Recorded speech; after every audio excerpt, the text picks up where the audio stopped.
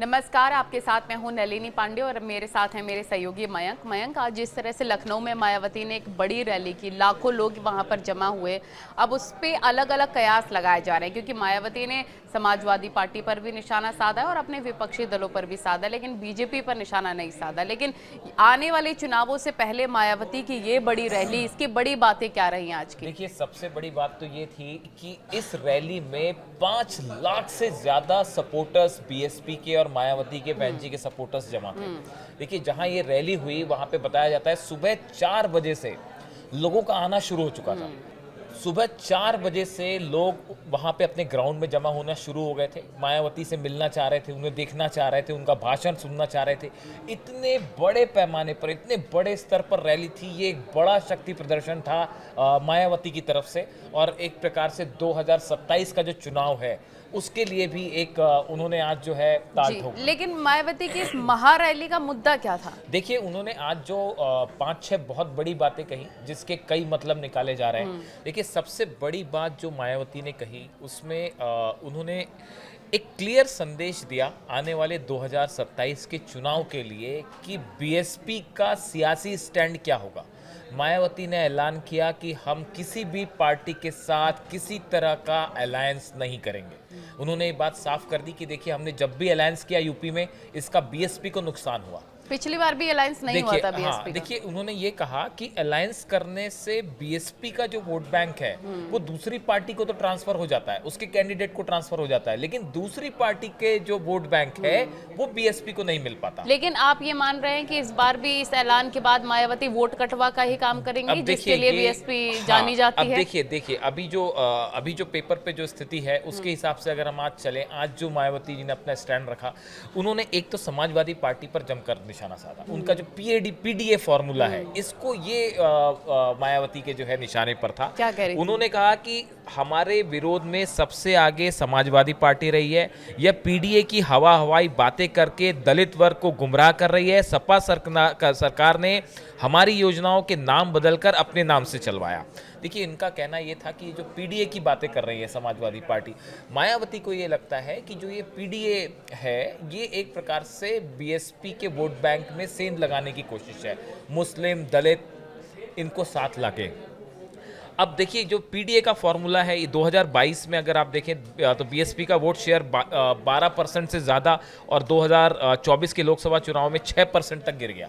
इसके बाद बहन जी ने अब नई कवायद शुरू की है कि जितने दलित वोट बैंक में सेंध लगी या जो दूसरी पार्टी की तरफ गए, समाजवादी की पार्टी की तरफ गए, उसको वापस अपने साथ लाया जाए, अपने साथ इंटैक्ट रखा जाए। ये क्लियर संदेश था समाजवादी पार्टी के खिलाफ। क्या आपको भी ये लगता है, क्योंकि आप भी राजनीति को काफ़ी गौर से देखते हैं और पढ़ते हैं, तो जो आजम खान की एक बार फिर से एंट्री समाजवादी पार्टी में, एंट्री क्या, उन्होंने कहा है कि जो ये हमारी जड़ रही है, हम छिटकेंगे नहीं यहाँ से, और एक नींव है समाजवादी पार्टी हमारे लिए, तो क्या इसके मद्देनजर मायावती का ये जो महारैली है इसको देखा जा सकता है? क्योंकि ओबीसी, एससी, एसटी वोटर छिटक जाते हैं। ये सवाल मेरे मन में भी था। हाँ। आज जब ये बहन जी का भाषण चल रहा था तो पूरा समय मैं भी ये समझने की कोशिश कर रहा था कि क्या वो आजम खान को लेके कोई बात कहती हैं, क्या वो आजम के लिहाज से कोई, उन्होंने हालांकि देखिए सीधा कुछ नहीं कहा। गेम चेंज हो जाएगा आजम खान की वापसी के बाद। उन्होंने सीधी कोई बात नहीं की, आजम खान का नाम भी नहीं लिया, क्योंकि इस तरह की बड़ी चर्चाएं रही कि क्या वो बीएसपी में जाने वाले हैं, क्या बीएसपी की तरफ से अप्रोच हुआ। आजम खान ने इसका मना भी नहीं किया था।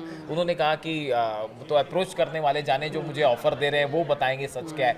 तो इसमें काफी सारी चीजें रही डेवलपमेंट, लेकिन मायावती ने उनका नाम नहीं लिया। बीएसपी की तरफ से ऑफर गया था? अब ये इस बारे में देखिए, कल ये सवाल आजम खान साहब से पूछा गया कि क्या आपको बीएसपी से ऑफर गया, तो उसका उन्होंने साफ जवाब नहीं दिया।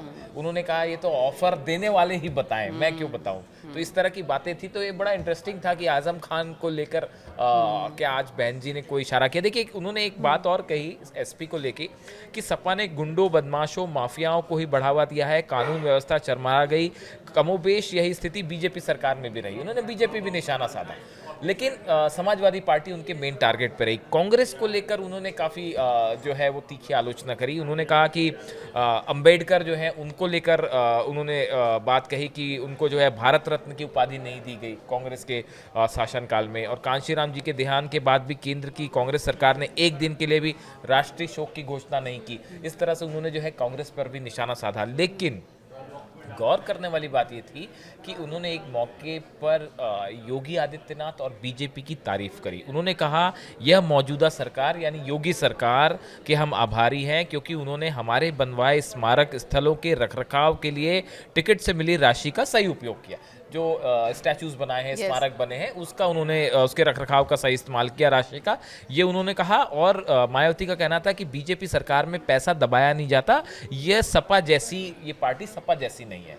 यानी एक प्रकार से उन्होंने क्लीन चिट दी बीजेपी को कि ये भ्रष्टाचारी पार्टी नहीं है, इस तरह की बात की जो काफी ज्यादा, ये भी एक तरह से मदद ही हुई बीजेपी की आने वाले चुनावों में। अब देखिए इसको लेके तरह तरह के कयास हैं। कुछ लोग ये भी कह रहे हैं कि क्या बीजेपी का अलायंस होंगी मायावती आगे चल के, लेकिन आज उन्होंने बात साफ कर दी कि हम किसी के साथ मिलकर चुनाव नहीं लड़ेंगे। लेकिन आपको ये लगता है कि क्या इससे, इस पूरे घटनाक्रम से, इस रैली से क्या मायावती ने जो संदेश देने की कोशिश की है, क्या आने वाले वक्त में बीएसपी कुछ कमाल कर दिखा पाएगी जो खत्म सी हो गई थी? क्या मायावती का एक बार फिर से वर्चस्व उत्तर प्रदेश में देखने को मिल सकता है? ये बड़ा सवाल है। देखिए आज जिस तरह से जो फोर्स मायावती ने दिखाई, वर्क फोर्स जो था उनका, कार्यकर्ता लाखों की संख्या में जुटे, ये, और जिस तरह से मायावती आज जो है ना 3 घंटे से ज्यादा समय तक मंच पे रही और उनके 5 लाख से ज्यादा शक्ति प्रदर्शन था। 5 लाख से ज्यादा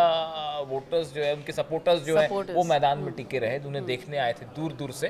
ये एक प्रकार से देखिए, अगर मायावती ये ऐलान करके चलती हैं, ये इस क्लैरिटी के साथ आगे बढ़ती हैं कि हमें अब किसी के साथ अलायंस नहीं करना है, अपने संगठन को मजबूत करने का काम करती हैं, तो कम से कम वो समाजवादी पार्टी की तरफ जो एक दलित वोट बैंक जाना शुरू हुआ था उस पर रोक लगा सकती है। साथ ही मुस्लिम बड़ा वोट बैंक है जो मायावती के साथ रहा है पहले, उसको फिर साथ लाने का काम, यानी अगर वो संगठन के लेवल पे काम करें, जो वोट बैंक पहले था उसको हासिल करने की कोशिश करें। मायावती ने यही बात कही कि जब हम अपने दम पे सरकार हमने बनाई, अकेले लड़े, तो हमारी सरकार पूरा समय चली और किसी अलायंस के साथ चलने की कोशिश की तो सरकार गिर गई। तो इस तरह से उन्होंने एक क्लैरिटी के साथ मायावती ने आज जो संदेश दिया है, और अब आगे ये देखना होगा कि कैसे अपने संगठन को, अपने वोट बैंक को मजबूत करने के लिए क्या कदम उठाते हैं। हाँ, इससे पहले आप खत्म करें, मेरा एक और सवाल यहाँ पर ये है कि इन सब में लोगों की ये भी सोच होगी कि जैसे संगठन की मजबूती की बात की जा रही है मायावती की इस महारैली के दौरान, आकाश आनंद का क्या रोल रहा है? आकाश आनंद को लेकर बड़ा सबके मन में ये बात थी। आकाश आनंद आज उनके साथ मंच पे थे। मायावती ने मन से आकाश आनंद की तारीफ करते हुए कहा कि आकाश बीएसपी का जनाधार बढ़ाने के लिए मेरे दिशा निर्देश में लगातार प्रयास कर रहे हैं।